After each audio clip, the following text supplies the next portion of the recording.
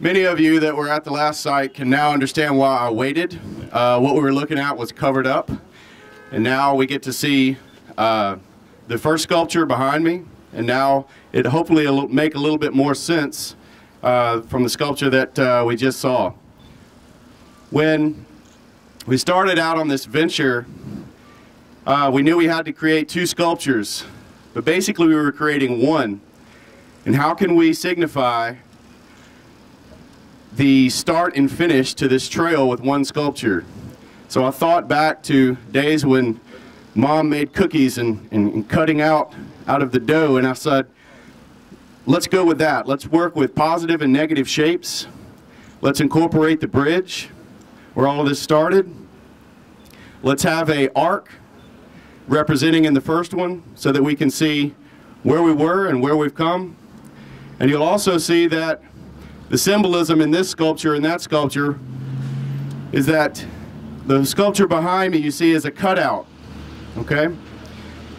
This is the negative shape. The positive shape was the other sculpture. So one can signify the figures leaving this sculpture and actually walking the trail themselves. Now the patina will continue to change this sculpture, where the other one will always remain shiny. That was done on purpose. It's stainless. That wasn't done on purpose. No.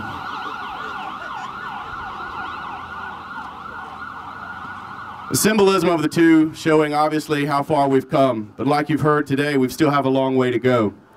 So I'm going to bring up John to explain a little bit more. I just want to give thanks to the mayor for leading this cause of making this trail, and I also want to thank Ashley Ledbetter. I know she got sick and tired of me calling her and her having to call me, but we got it all done. I want to thank Chuck Parkinson with Bama Foundry, who was one of the first people we went to after we won this contract. I don't know if very many people don't know about Bama Foundry, but one quick story: if you've ever been to New York City in Manhattan and gone in or out of a subway, all the ironwork that's there was cast in Montgomery, Alabama, in his foundry. So it's kind of and that's just the beginning of things that he's built in little old Montgomery, Alabama, and downtown that have gone all over the world. So this guy has a really great story. The next person we went to was Robert Minavini. He lives in New Jersey. He went to art school with Barrett. They became friends.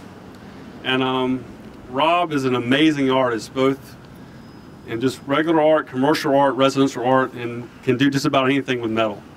And he was one of the first people we went to say, okay, we've won this contract, how do we do it? Give us some insight. And he was able to do that and help us out a lot. Another person is Chauncey Harmon over here. He did all the welding, the intricate welding on the sculptures, both of them. Barrett Bailey was able to do all the bending of the metal, and Chauncey did something that no one thought was possible in a very short period of time, actually. The only person that's missing today is a guy named Robbie Parker, who's an amazing welder as well, but he's a very big introvert, and the idea of coming in front of all of y'all scared him to death, so he did some other work. So this is the crew, as well as a bunch of our other friends that put up with a bunch of cranky guys that were very tired and often sick doing all this, that built the sculptures. We want to thank the city, and we're very humbled to play a very small part, and nothing compared to what happened 50 years ago and the people that risk their lives to do something a lot bigger than themselves. So we're very humble about this, and we look forward to playing the rest of the month and everything that happens from there. Thank you.